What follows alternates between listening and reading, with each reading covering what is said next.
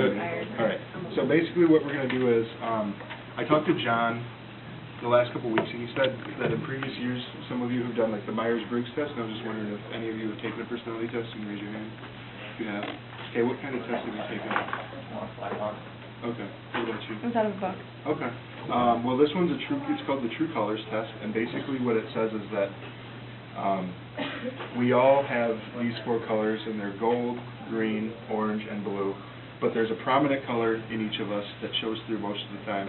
And just a little information on it, just a couple outcomes that I wanted to, have, or, come from this would be discover qualities and characteristics of your own personality type, and gain understanding of other personality types as well as your own. Some of the concept is that True Colors is a metaphor. Each person is a unique blend of all these colors, like I said. You're all a spectrum of colors, but one just shines brightest. There's no bad or good colors. All colors have their strengths, all colors have their weaknesses.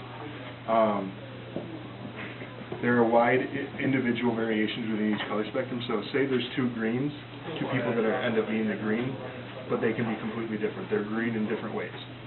So I'll just read you this little blurb about a little bit how what this means and a little intro to it. It says each of us has a unique and different personality.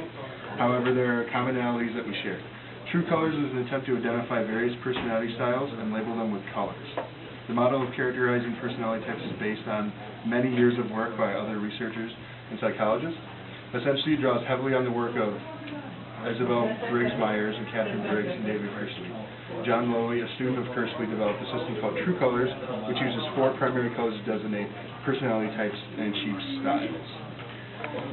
These personality types, or these colors, you can use to help better yourself in the workplace and relationships, pretty much, and you can start learning how to better work with people and what you like and what you don't like.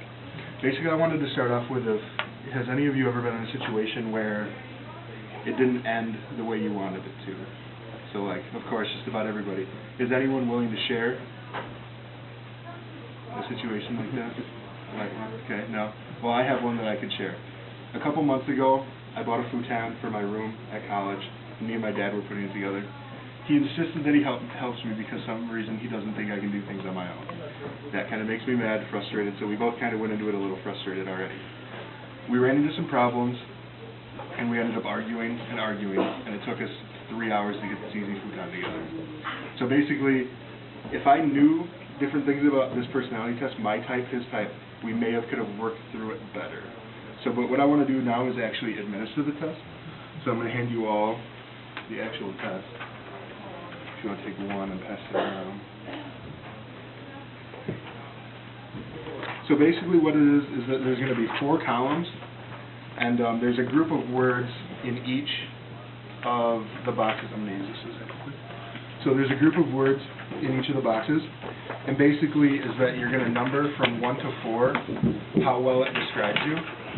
So if it describes you really well, you'll put a 4. If it doesn't describe you at all, you put a 1. So the first box says active, opportunistic, and spontaneous. If those words describe you really well, put a 4. If they don't describe you at all, put a 1. And it's kind of in between a 2 or a 3. So I'll give you a couple minutes to get those going. And then once you're done, you add up the columns and put the number in the bottom square at the bottom.